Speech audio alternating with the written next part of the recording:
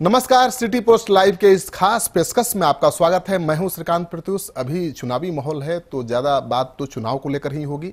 और आपको पता है कि देश के जो राजनेता हैं या राजनीतिक दल हैं, जो दिखते हैं वो होते नहीं हैं, और जो करते हैं उसका अर्थ जो आपको दिखता है वो होता नहीं है। आज देश में दो ही विचारधारा के राजनीतिक दलों के गठबंधन के बीच राजनीतिक लड़ाई है। एक है यूपीए और दूसरा है एनडीए, जिसे बिहार में आप कह रहे हैं महागठबंधन।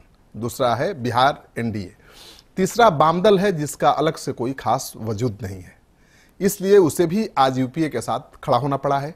लेकिन सबसे बड़ा सवाल देश की राजनीति को दो धाराओं में किसने बांटा। दरअसल मुद्दा बना अयोध्या के राम मंदिर का निर्माण, और नायक बने लालू यादव और लाल कृष्ण आडवाणी।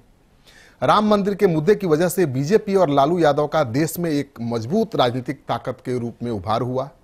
इस राम मंदिर की वजह से ही लालू यादव की देश की राजनीति में एक अलग पहचान बनी, धाक बनी। वहीं बीजेपी मुख्य धारा की पार्टी बनने में सफल हुई। एक बार फिर से चुनाव के पहले राम मंदिर का मुद्दा गरमाया हुआ है। ऐसे में इस पर चर्चा बेहद लाजमी है। राम मंदिर को लेकर देश में जिस राजनीति की 28 वर्ष पहले शुरुआत हुई थी, उसका ताप बिहार तक भी पहुंचा था। और इस ताप ने न केवल बिहार की राजनीति को गहरे रूप से प्रभावित किया, बल्कि पूरे देश की राजनीति में भी दो धाराओं में जो राजनीति थी वो विभाजित हो गई। इसी मुद्दे ने बीजेपी के उत्थान, कांग्रेस के पतन और लालू यादव के राष्ट्रीय स्तर पर उभार का रास्ता साफ किया, या कह सकते हैं कि पटकथा लिखी। राम मंदिर की राजनीति से देश आज भी बाहर नहीं निकल पाया है, फिर बिहार कैसे बाहर निकल सकता है। इसी राम मंदिर के मुद्दे ने देश भर में जितनी भूचाल मचाई है और जितना बीजेपी का कल्याण किया है, उतना ही बिहार में लालू की सियासत को भी चमकाने में मदद की है। यानी लालू यादव की सियासत को राम मंदिर ने ही बहुत ऊंचाई दी है। गुजरात के सोमनाथ मंदिर से अयोध्या के लिए निकले लाल कृष्ण आडवाणी के रथ को 23 अक्टूबर 1990 को समस्तीपुर में रोककर लालू यादव ने देश की राजनीति को दो धाराओं में बांट दिया था। इसी के साथ कांग्रेस के पतन और लालू यादव और बीजेपी के उभार की शुरुआत हुई थी, जो आपको थोड़ा बहुत याद भी होगा। लेकिन आप भूल गए होंगे कि लालू यादव पहली बार सत्ता में बीजेपी की मदद से आए थे। बीजेपी और लालू यादव दोनों का उभार साथ साथ हुआ। दोनों ने साथ साथ राजनीति की शुरुआत की, दोनों साथ साथ आगे बढ़े, दोनों ने एक दूसरे के लिए संजीवनी का काम किया है। बीजेपी के समर्थन से पहली बार 10 मार्च 1990 में बिहार के मुख्यमंत्री बने लालू यादव की राजनीति को राम मंदिर आंदोलन ने फोकट में खाद पानी उपलब्ध करा दिया। संयोग से मुख्यमंत्री बने लालू यादव बिहार की ही नहीं बल्कि दूसरी धारा की राजनीति की सबसे बड़ी ताकत बनकर उभरे।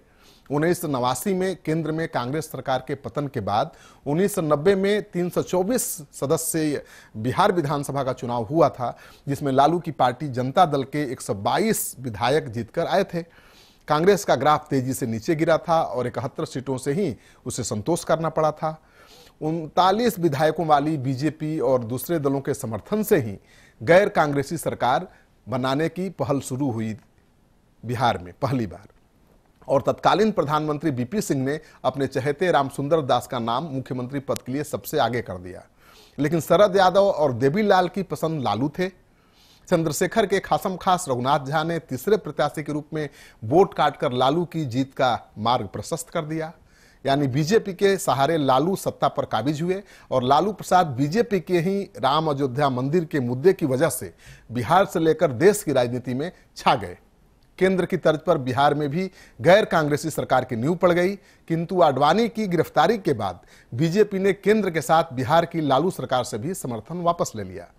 बीजेपी के निशाने पर आने के बाद लालू यादव कांग्रेस के सबसे बड़े चहेते बन गए, मजबूरी बन गए कांग्रेस की कहिए।